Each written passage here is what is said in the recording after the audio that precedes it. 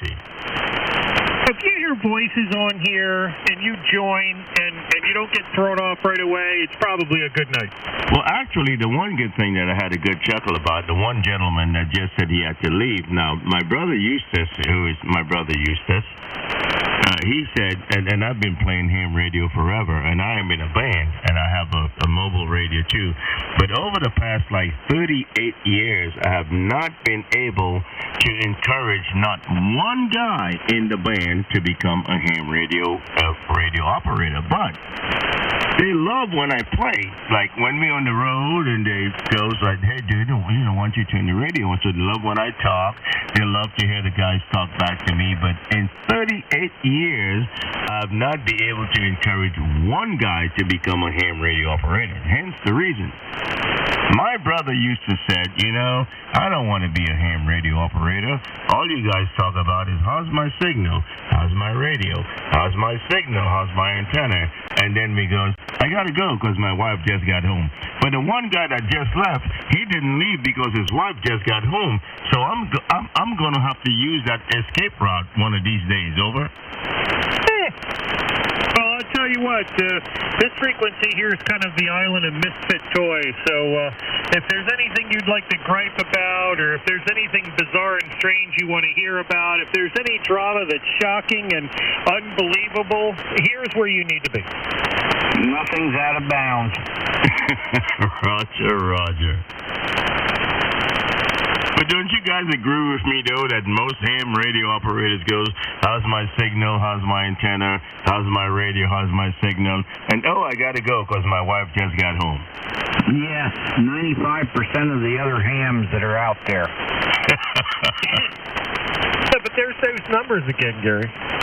Uh-huh. There you go. You said, Mark, numbers are important. Oh, details matter. But I have a few escape routes myself, I have, my neighbor just came to my door. That's an escape route. I have, I got to get the phone. I use that a lot. That's an escape route. And then my major one, which is most times the truth is, hey, guys, I have something on the fire. I'll be back. Or I just say I got to go across the hall. Well, what radio are you running, Mark? Oh, who, me? This is the 7300. Ooh. And this is also a 7300. Ooh. Why do you ask? Well, just information. Which Palomar do you have on? Who are you talking to?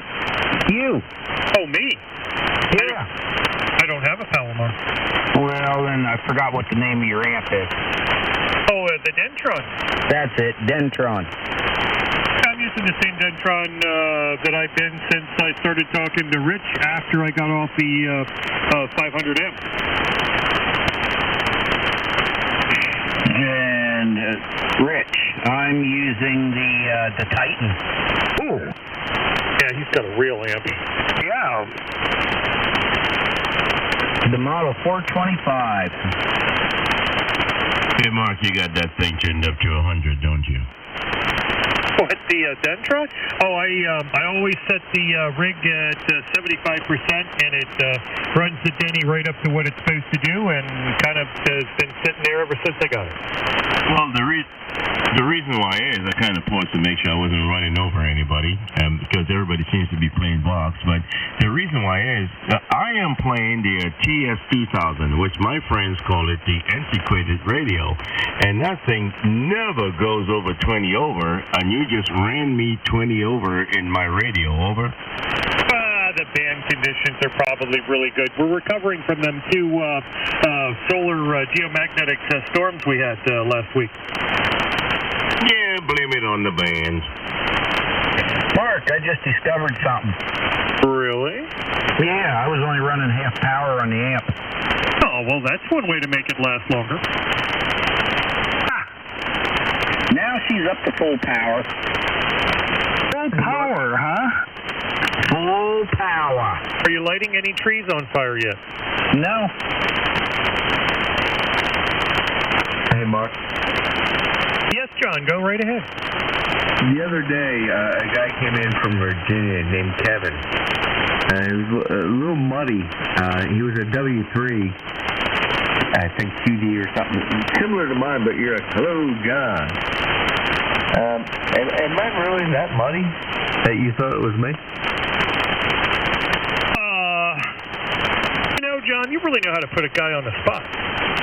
I'm not offended. I'm not getting, no big deal. It's just got that kind of voice that you've got a little bit of, you got a lot of low end in your voice. Yeah, and I'm a mush mouth to begin with. Well, I'm not going to say that, but you just got a low tonal, voice quality. Me, I'm like Mickey Mouse, so I got to be real careful because I almost sound like a girl. But you've got a lot of bass in there, so you're going to have to mitigate that during really noisy band conditions. Yeah, I get that, and I fooled around with this little piece of junk I got here. I tried to turn everything up. Is it any better? It sounds fine here at the moment. Okay. I was just questioning. I was thinking, scratching my head the other night. Because during the work week, I am in here, but I don't talk. I'm only in here for about 35 minutes, and then it's bedtime. And I don't like to get myself all excited and, thinking about things. I just want to go to bed. But I do sit here, just, listen, like a Greek. That night, when he came in from Virginia, his signal was very poor to begin with. He was 100 watts or less. The bend was broke. The noise floor was high. It was very tough. There was a lot of guys in there, and it was just, there was a lot going on there. So, it just wasn't ideal conditions for his situation. I got you. Well, I sat there, I was like, oh, man, I sound like a box of hammers. Man, I should do better. I was just curious. I got it that night. There's 20, 30 other static crashes that night. Yeah, we're running into that time of the year where things are going to get dicey. Well, I'm going to try. I'm going to try this summer. See if I can make it with the big boys. You need a big, expensive amplifier with a $3,000 tube in it. Yeah, I'll try. I don't have that. I have this 13500Z. One Uno. Maybe. The SB1000. I'm thinking maybe 3 is a good start. 3? Oh, yeah. Oh, my. Yeah, with 4,000 watts or 4,000 volts on the plate. You're right. No, but that station sounds really good there. The one that thinks that he was muffled the other day, but he sounds really good coming into Columbus.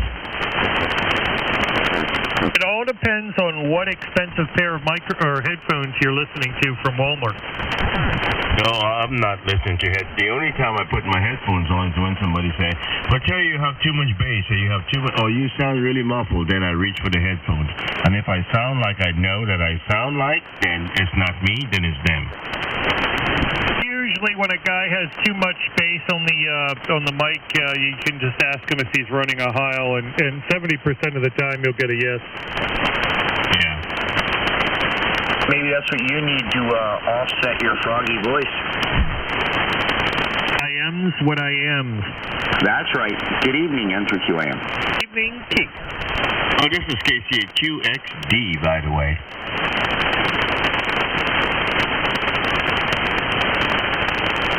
Lucky dog. How's that? Is that 7/8 in good shape? Yes, it was 150 foot, and that's the section that was broke off up at the antenna. So they whacked that first 10 feet off of it, and then pulled it down, and I strung it out down the trail, and then I started rolling it up, but it just got too big to be rolled up and thrown in the car, so I had to cut about 2 sections. I have about a 50-foot section and then the 100-foot section, and at 2 different spots it's also been the outer jacket pulled off, and it's already bonded for proper grounding. KB3. N3R Martha 10. KB3 EJZ.